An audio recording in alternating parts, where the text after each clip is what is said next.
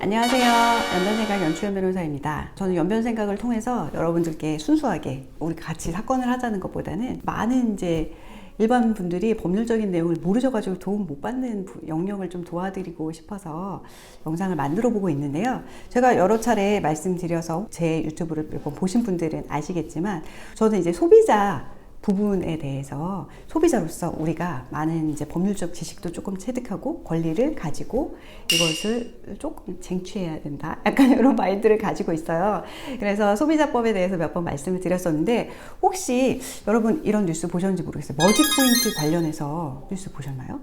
최근에 나온 뉴스에 머지 포인트 사태, 집단 분쟁 조정 개시 이런 뉴스가 나왔더라고요. 제가 이거 보고 이거 집단 분쟁 조정 제가 여러 차례 말씀드렸던 혹시 한국소비자원의 분쟁 조정 절차 기억나시나요? 이게 바로 이 절차입니다. 그래서 한국소비자원 사이트에 들어가서 한번 살펴볼까 하는데요. 머지 포인트의 경우에 피해자가 굉장히 많잖아요. 그런 경우에 이런 분들을 한꺼번에 모아서 조정을 시도하는 것이 바로 집단 조정입니다. 소비자에 대해서는 50명 이상이 모이면 집단 조정을 시행하고 있는데요. 그거는 한국소비자원이라고 하는 사이트에 들어가시면은 아예 딱 정가운데 이렇게 떠 있어요. 여기 피해 구제, 피해 조정 이렇게 되어 있고 피해 구제 절차 쭉 안내되어 있고요. 지금 분쟁 조정 이렇게 클릭하시면 여기에 집단 분쟁도 있고 일반 분쟁도 있어요. 그래서 개인적으로 내 사태를 좀 해결하고 싶다 하시는 경우에는 분쟁 조정 신청하시고 집단 분쟁 신청은 보통 소비자원에서 하고 있는 사건에 대해서는 이렇게 보시면 절차 안내 있고요.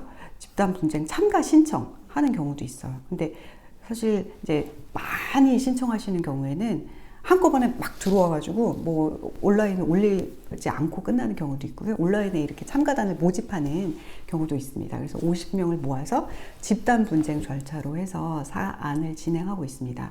집단 분쟁을 하시게 되면 사실 좋은 건 뭐냐면 실제로 피해를 당하신 분 전체가 아니더라도 사업자의 계획서를 받아서 신청하신 분들 이외의 분들한테도 이 계획서의 효과대로 효과가 미치게 하는 경우가 있어요. 그래서 이런 경우에는 꼭 집단 분쟁 신청에 들어가지 않으셔도 이번 머지 포인트 사태에 대해서도 뉴스 말씀에 신청인이 7,200명이라고 합니다. 신청인만.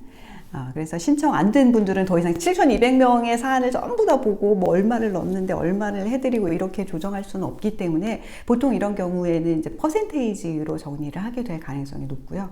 아니면 사안에 따라서는 일정액으로 피해자당 예를 들어 차량 관련해서 무슨 문제가 있었다. 그리고 피해자당 100만 원씩 지급 이런 예들이 있잖아요.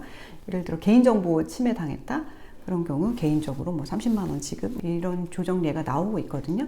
그러면 이렇게 해서 소비자들하고 합의하고 종결하시는 경우가 있습니다. 이거는 소비자원에서 법령 절차를 따라서 전문가들이 나서서 조정을 위원회를 두고 하는 거고 이와 거의 동일한 절차를 개인도 받으실 수 있고 그게 바로 아까 말씀드린 사이트에서 집단 분쟁 바로 위에 있는 분쟁 조정 신청하시면 분쟁 조정 위원회로 사건이 넘어가서 사건의 조정이 이루어집니다.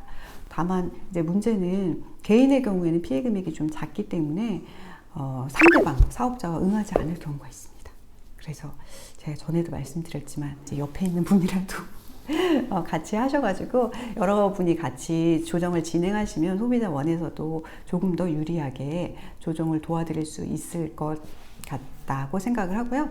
그리고 또 하나 말씀드리면 이 집단 분쟁 조정 제도는 소비자들을 상대로 소비자들을 도와드리기 위해서 하는 거기 때문에 사업하시면서 이렇게 분쟁이 발생하신 경우에는 도움을 드리기 어려울 수도 있다는 점을 아셔야 돼요. 그래서 사실 많이 하는 것이 다단계 같은 이런 경우에 제가 수원법원 앞에 있어가지고 법원 앞에 이렇게 많은 분들이 오셔서 현수막도 걸고 사기당했다 이렇게 하시는 경우도 있는데 머지 포인트의 경우에도 가맹을 신청하셨던 대기업들은 먼저 다 나갔잖아요. 그와 관련해서 피해를 입으신 중소상공인들 사업자님들은 이렇게 한꺼번에 분쟁 조정 소비자 조정으로는 좀 정리가 어려울 것 같고 아마 소비자법에 의한 보호보다는 사업자니까 이 공정거래법 해당 여부는 좀 해당이 안 될 것 같고요. 일반 민사로 정리될 가능성이 매우 많이 있습니다. 이 부분에 대해서는 저도 추후 좀 더 사안에 대한 구체적인 설명과 함께 말씀드리면 어떨까 생각합니다. 문제는 제가 말씀드리고자 하는 요지는 소비자의 경우에 집단 분쟁을 신청하시고 소액 사기를 당하신 경우라 하더라도 사업자님들은 본인 책임의 원칙에 따라서 원칙적으로는 이런 좀 보호 절차가 소비자로서의 가지고 있는 것보다는 보호가 좀 약하다는 거 아시고 계약 체결하실 때 좀 더 면밀히 살펴보시고 계약을 체결하실 수밖에 없는 구조라는 것을 한 번 더 강조드리고 싶습니다. 오늘은 머지포인트 관련해 가지고 소비자 분쟁 조정 게시되었다는 뉴스와 관련해서 소비자 분쟁 조정 제도 한 번 더 말씀드렸습니다. 우리가 소비자로 살아가면서 여러 가지 의문점들을 가지게 되는데 이런 의문점과 관련한 도움 받으실 수 있는 절차로 아셨다가 활용해 보시면 좋을 것 같습니다. 오늘 방송 여기까지 하겠습니다. 시청해 주신 여러분 감사합니다.